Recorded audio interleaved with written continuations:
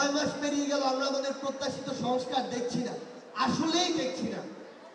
কিন্তু সবচেয়ে বড় কথাটা হচ্ছে, এটা কোনোদিন একটা অন্তর্বর্তীকালীন সরকার বা নির্বাচিত সরকারও কখনো করতে পারবে না, যদি না আমরা যারা সাধারণ জনগণ আছি আমরা সহযোগিতা না করি।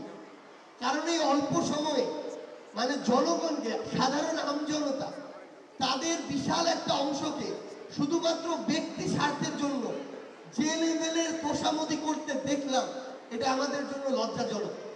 নিজের একটা প্রমোশন, ভালো জায়গায় ট্রান্সফার, ভালো একটা ফ্যাসিলিটি পাওয়া, এটার জন্য যত রকমের তোষামোদি করা যায় তাই করে। সো জনগণকে ব্যক্তিগত জায়গা থেকে ঠিক হতে হবে। রাজনৈতিক দলগুলো তারা এটা চিন্তা করে না কোন মানুষটাকে আমি চেয়ারে বসলে দেশের ভালো হবে, তারা তার আগে এটা চিন্তা করে যে মানুষটাকে চেয়ারে বসাচ্ছি সে আমার ম্যান কিনা। সো এই যে মাই ম্যানের রাজনীতি, এটা থেকে বের হয়ে এসে কে জনগণের ম্যান কে দেশের ম্যান, এটা রাজনীতি করতে হবে রাজনৈতিক দলগুলোকে। এবং সবচেয়ে গুরুত্বপূর্ণ বিষয় হচ্ছে সরকারকে তার জায়গা থেকে আরো অ্যাক্টিভ হওয়া প্রয়োজন।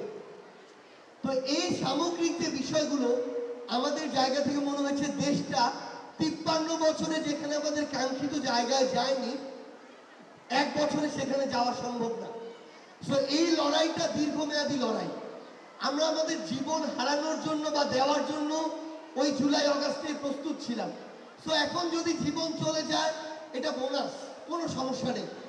বাট ফ্যাক্ট হচ্ছে এই লড়াইটা আমাদের শেষ করা উচিত, এই আমানত আমাদের রক্ষা করা উচিত। এবং এই দেশটাকে যদি আমরা কাঙ্ক্ষিত জায়গায় নিতে চাই, অন্তত 1 দশক আমাদের ফাইট করতে হবে সকল অন্যায়ের বিরুদ্ধে, অপকর্মের বিরুদ্ধে।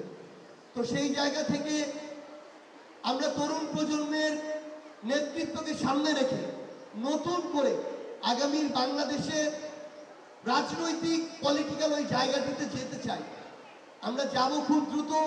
আমি শুধু আপনাদেরকে একটা কথাই বলি, আমরা যেন আর কারো অন্ধ ভক্ত না হই। ভালোকে ভালো বলবো, খারাপকে খারাপ।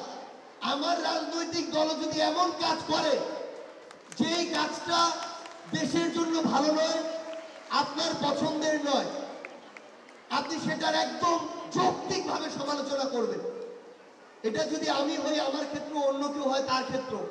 কিন্তু আবার যদি আমাদের মধ্যে ভয়টা জেগে বসে, তাহলে আবার স্বৈরাচার আমাদের মাথায় জেগে বসে।